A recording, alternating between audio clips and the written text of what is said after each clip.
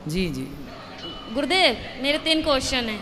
मैं ये पूछना चाहती हूँ, अगर कोई लड़की अपने आप से अपना चरित्र खराब करे तो उसको पाप तो वो लगेगा, अगर माता पिता ही उसका चरित्र खराब कर दे तो?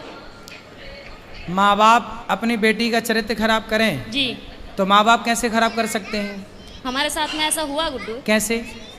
क्योंकि पहले जब हमारा विवाह हुआ तो उस समय मैं 10-11 साल की थी। जब आपका ब्याह हुआ हाँ, तो पर वो विवाह नहीं था, हमें बेचा गया था।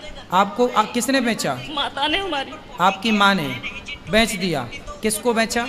जिनके साथ में विवाह किया उनसे पैसे लिए गए थे। तो वो कितनी उम्र का था? वो हमसे ज़्यादा उम्र के थे। कितने? ऐसे ही लगभग 19-20। वो 19 साल का था। जी। और आप उस समय कितने साल की थी? ऐसे ही 10-11 साल की जो पहला पीरियड होता है वो मेरी शादी के बाद ही आई। अच्छा, तो उस 20 साल के लड़के के साथ आपको बेच दिया।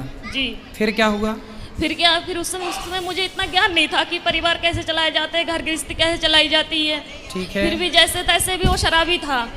हर रोज मारता था, कूटता था। इतना भी है कि जहाँ तक कि आदमियों को भी घर पे लेके आता था, शराब पिलाता था, मीट बनाता था, मच्छी बनाता था, उन्हें खिलाता था। रात के 11 बजे 12 बजे यहाँ से जाना, और पूरा गांव एक गंगवार का और एक सरदार पूरी रात घर पे रहेगा तो हर कोई उंगली तो मुझ पे ही उठाएगी ना।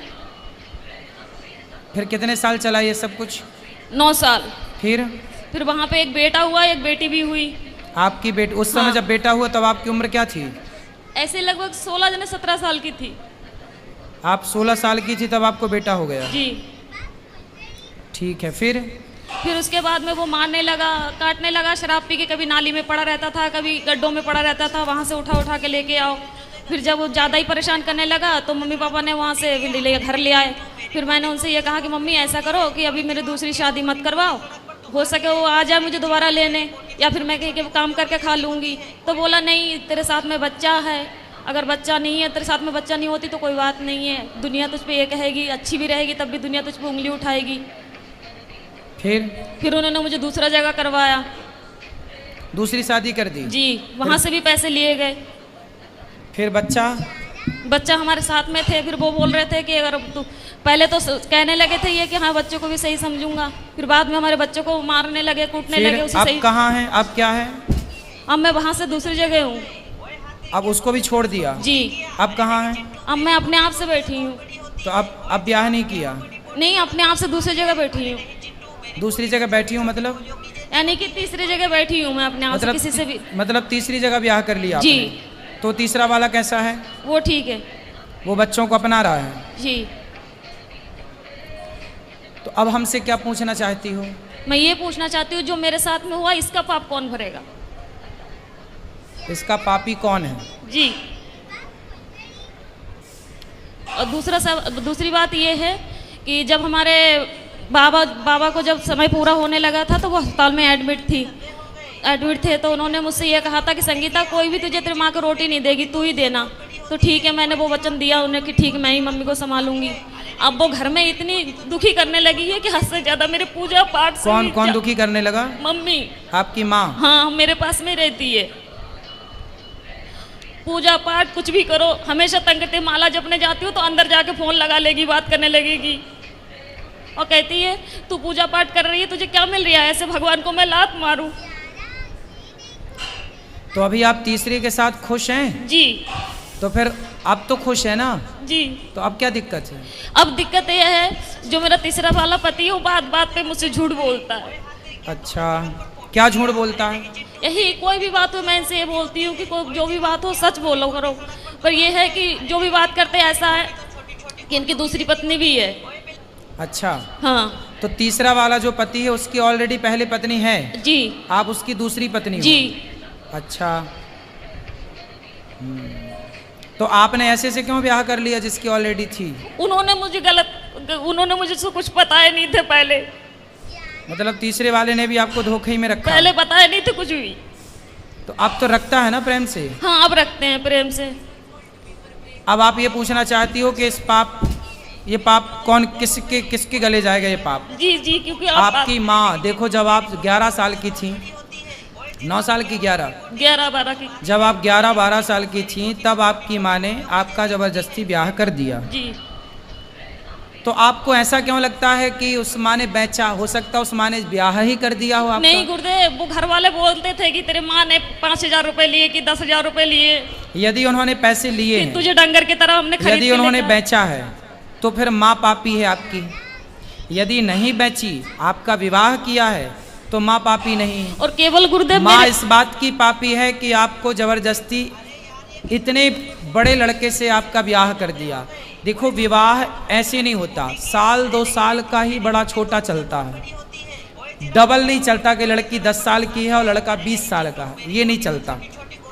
यदि कोई भी माँ बाप अपनी बेटी के लिए उससे डबल उम्र का लड़का चुनते हैं तो वो माँ बाप पाप के भागीदार हैं, क्योंकि उस समय बच्ची तो निर्णय नहीं ले रही है, माता पिता डिसीजन ले रहे हैं। तो लड़की के लिए वर कैसा होना चाहिए?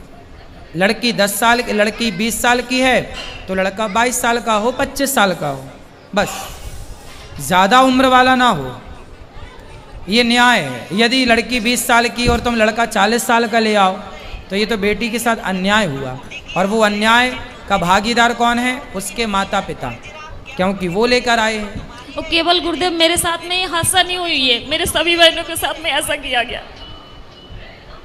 तो आपकी माँ कहाँ है? मेरे पास में ही रहती है, इस समय दूसरे जीजा के पास में है। तो वो कैसी माँ है? निर्दयी है? मैं ये पूछना चाहती हूँ कि अब मैं करूँ क्या? पापा को भी यही वचन दिए मैंने कि मैं रखूंगी, और वो घर में इतनी दुखी कर रही है कि मेरा खाना पीना हराम तो है। माँ को भेजो क्यों, ऐसी माँ को जो आपको बेच रही है, जो आपके साथ गलत काम कर रही है। ऐसे लोग दया के पात्र नहीं है। यदि पहले ये कन्फर्म करो कि माँ, हो सकता माँ सही हो, उनने गलत खुद- है, माँ- गलत है तो आप उनको खाना पीना देना आपका कर्तव्य भी है। बूढ़ी अम्मा कहाँ जाएगी? इंसानियत तो कहती है कि आप उनको खाना पीना दो, लेकिन वो दया का पात्र नहीं है। जब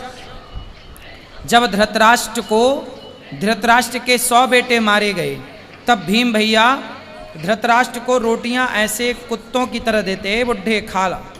तो लोग कहते हैं, अरे भीम, वो तेरा बाप है, बड़े पिता है ना धृतराष्ट्र, भीम के तेरा बड़ा पिता है, तो कैसे कुत्तों की तरह परोसता है? तो भीम भैया बोले कि मैं ही क्या पुत्र धर्म निभाऊं? ये वही बाप है जिसने भरी सभा में द्रौपदी लुट रही थी और ये चुपचाप तमाशा देख रहा था। क्या मैं ही धर्म का पालन करूं? इसका कोई धर्म नहीं है। ये वही धृतराष्ट्र है जो भीम को गले लगाने के बहाने दबाकर मारना चाहा, वो तो भगवान ने दूसरा पुतला दे दिया भीम का। कुल मिलाकर के ये धृतराष्ट्र इस दया का योग्य नहीं है, दया का पात्र नहीं है। कुछ लोग दया के पात्र होते हैं, कुछ लोग दया के योग्य भी नहीं होते। फिर भी आप दया करके रोटी तो दो, सेवा तो कर लो। अब जो किया उसने वो पाप भोगेगी। आप क्यों पाप मोल लो? आप सेवा ना करके पाप क्यों मोल पर लो? गुरुदेव आपके आश्रित है तो सेवा करना। घर में कलेश ये करती है ना कि जब मैं माला लेके बैठूं तो उसी कमरे में चली जाएगी, फोन लगा के बात करने लगेगी। हाँ, तो उसको फोन लेके हटाओ। किससे बात करना बुढ़ापे में उसको? बहनों से कुछ नहीं तो हर तो रोज- मोबाइल लेके रख लो, बोले मोबाइल वोबाइल नहीं मिलेगा। फिर लड़ाई हो जाती है घर में, कलेश करने लगती है वो। तो फिर आप जानो और आपकी माँ जाने, मैं क्या करूं बताओ? क्या करूं मैं बताओ? आप मुझे कुछ बताइए ना कि मैं क्या मैं तो करूं बता इस रहा हूँ, समय से? मोबाइल लेके बंद कर दो, रख दो, और क्या कर सकती हो फिर घर बताओ? में कलेश होते हैं, पूरे मोहल्ले वाले तमाशा देखते हैं। तो फिर क्या करें हम? बताओ, हमें बताओ हम क्या करें? क्या उत्तर दें आपके प्रश्न का? हम बताओ क्या करें? हम ये तो नहीं कह सकते कि आप निकाल बाहर करो। मेरा इच्छा तो यही है गुरुदेव, जब भले ही आप हमें गलत समझे। हाँ तो ठीक है, आपका मन है तो आप देख लो, जो आपका मन है वो करो, जो आपका मन है वो आप कर सकते हैं, स्वतंत्र हैं आप। यदि वो अपराधी हैं तो बिल्कुल आपको साथ में नहीं रखना चाहिए।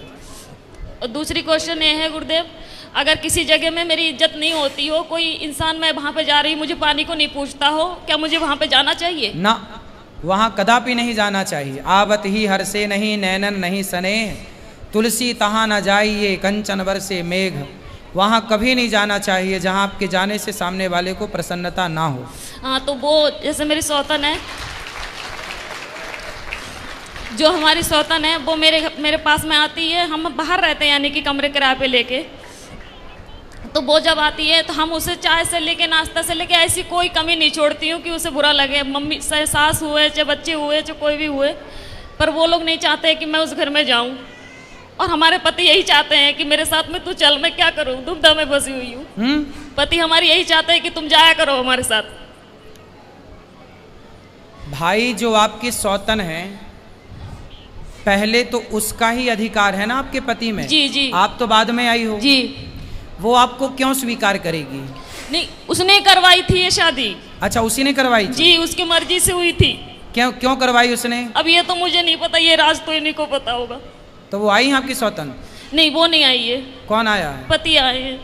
अच्छा, बात कराओ पति से। राधे राधे गुरुजी। जी, आप ही हो पति परमेश्वर, दो पत्नियों के? तो बताओ, आपने दूसरा ब्याह क्यों कर लिया? हाँ जी। माइक पास में लो। हेलो बेटा, काम पे ध्यान दो, माइक पास में लो उनके। बताओ, दूसरा विवाह क्यों किया आपने? सर जी, वो तो गुरुजी मजे मजे में कर लिया ऐसी। हैं, मजे मजे में?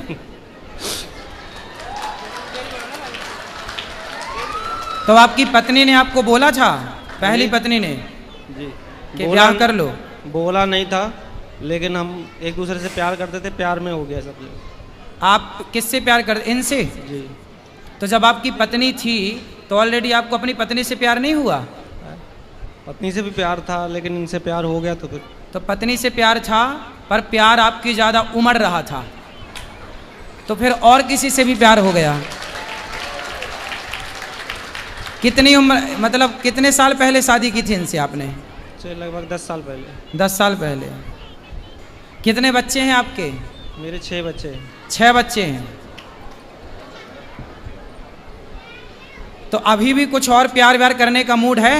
नहीं जी। अब तीसरा, चौथा, पांचवा? नहीं गुरुजी, अब कुछ नहीं हैं? अब कुछ नहीं, बस। तो हो गया सब खाली प्यार? क्या अभी और हिचकोले मार रहा है? नहीं जी, अब कुछ नहीं। तो अब बताओ, इनकी जिंदगी बर्बाद ना करो, इनका ध्यान रखो अब। नहीं गुरुजी, इनका तो बराबर ध्यान रख रहे हैं हम। और आपकी पहली पत्नी ये तो कह रही है कि आपकी पहली पत्नी ने करवाई है आपकी इनसे शादी? हाँ जी। वो उस टाइम ऐसा कुछ, मतलब दौर ही ऐसा हो गया था कि उनको बोलना पड़ा कि हाँ। तो आपकी पत्नी खुश है इनके शादी होने से? आपसे इनकी शादी होने से आपकी पहली पत्नी खुश है? उस टाइम खुश थी, लेकिन अब खुश नहीं है।